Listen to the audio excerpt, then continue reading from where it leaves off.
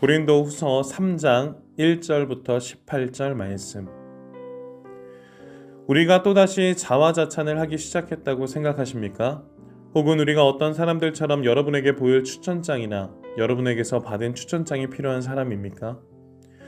여러분 자신이 바로 우리 마음속에 썼고 모든 사람들이 알고 또 읽고 있는 우리의 편지입니다.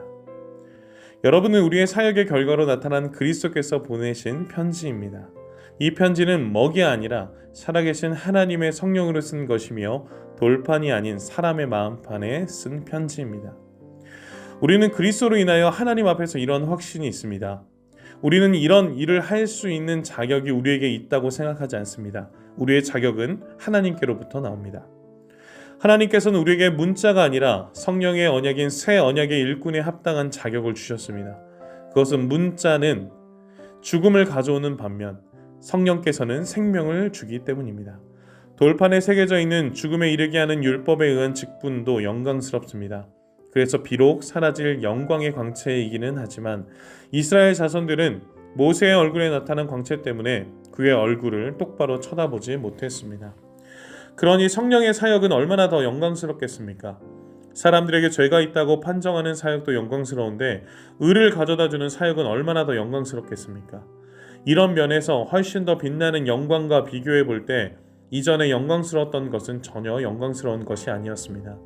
사라져버릴 것도 영광스럽다면 영원히 지속될 것은 더욱 영광스러울 것입니다. 이러한 소망이 우리에게 있기에 우리는 매우 담대합니다. 우리는 이스라엘 자손이 자기 얼굴의 광채가 사라져 가는 것을 똑바로 쳐다보지 못하게 하려고 자기 얼굴에 수건을 덮은 모세처럼 하지 않았습니다. 그러나 이스라엘 자손들의 마음이 둔해진 까닭에 오늘날까지도 옛 언약을 읽을 때 수건을 그대로 쓰고 있습니다. 이 수건이 아직까지 벗겨지지 않고 있는 것은 이것이 오직 그리스도 안에서만 벗겨질 수 있기 때문입니다. 오늘날까지도 이스라엘 자손들이 모세의 글을 읽을 때 그들의 마음에는 수건이 덮여 있습니다. 그러나 누구든지 주님께 돌아올 때 그 수건은 벗겨질 것입니다. 주님은 성령이십니다. 주님의 성령께서 계신 곳에는 자유가 있습니다. 우리는 모든 수건을 벗은 얼굴로 주님의 영광을 봅니다.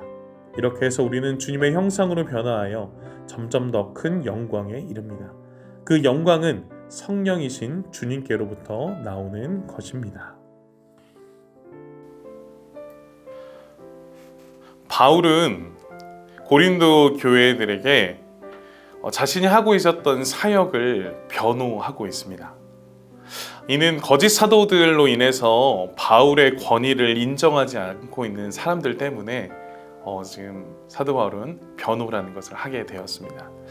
그런데 바울은 왜 그렇게까지 자신을 인정하지 않는 사람들에게 자신의 사역을 변호하면서까지 인정받으려고 할까요?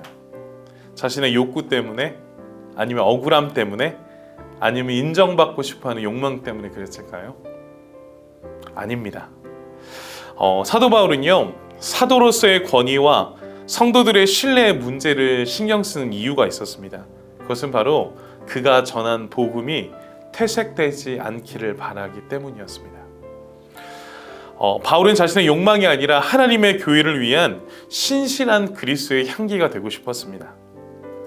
만약 바울의 사역에 흠이 간다면 그가 전한 복음과 교회가 조금이라도 무너질 수 있다라는 걱정에 이 사태를 막고자 했습니다.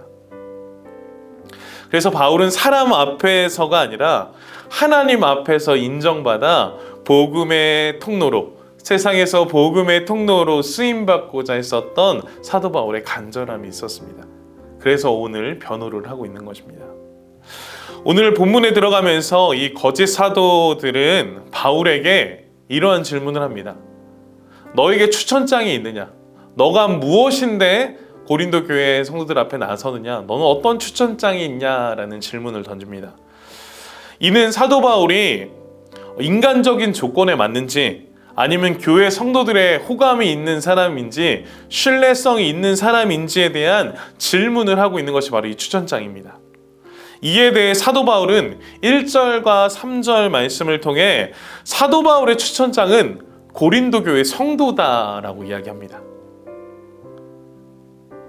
그러면서 3절 말씀에 이 고린도 교회 성도, 바로 여러분들이 우리의 사역으로 나타난 결과다라고 이야기하면서 바로 성도들이 그리스도께서 보내신 편지다라고 이야기를 합니다.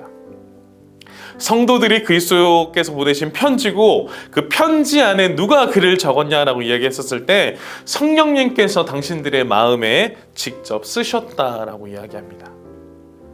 이렇게 말하는 바울의 확신은 자신이 가진 것이 아니라 하나님께서 주신 확신에 찬 마음으로 그렇게 변호하고 있습니다. 사도 바울은 사람 앞에서 인정받으려고 하는 것이 아니라 하나님의 주신 확신을 가지고 이 사역을 감당하고 있으며 하나님께서 주신 자격으로 이 사역을 당당하게 하고 있음을 선포하는 겁니다. 그러면서 그 거짓 사도들에게 이렇게 고백합니다. 4절부터 18절까지 통해 사도 바울은 거짓 사도들의 질문이 잘못되었음을 지적합니다. 우리의 자격은 사람으로부터 오는 것이 아니다. 우리의 자격은 오직 하나님으로부터 오는 것이다 라고 반문합니다. 우리는 하나님께만 충실해야 하고 모든 평가는 하나님께로 받는 것이 이 사역의 주된 목적이다 라는 것을 말하고 있습니다. 사도 바울은 자신이 이 일을 하고자 했던 것이 아니라 예수 그리스도를 통해 새 언약의 성취를 위한 사도로서 부름을 받은 자입니다. 그 부름 앞에 사도 바울은 순종했고 사명을 다해 이 사역을 감당하고 있는 것입니다. 예수님의 부르심과 성령님의 인도하심에 따라 하나님의 나라의 영광을 위한 새 언약의 사역에 동참하고 있는 사도 바울의 사역에 대해서 사도 바울은 확신에 차서 선포하고 있는 것입니다. 자신의 의지도 아닌, 타인의 권유도 아닌 예수 그리스도의 부르심과 성령님의 동행하심으로 복음의 사명을 감당하고 있는 것입니다. 사랑하는 여러분들, 우리에게 주어진 많은 사명들이 있을 거라고 생각합니다. 우리에게 주어진 많은 사역들이 있을 거라고 생각합니다. 그 자격 누가 주셨습니까? 사람입니까? 자기 자신입니까? 아닙니다. 오직 예수 그리스도, 살아계신 하나님께서 우리에게 주셨습니다. 그 사명을 믿음으로 감당하실 수 있는 저 여러분들이 되기를 간절히 축복합니다.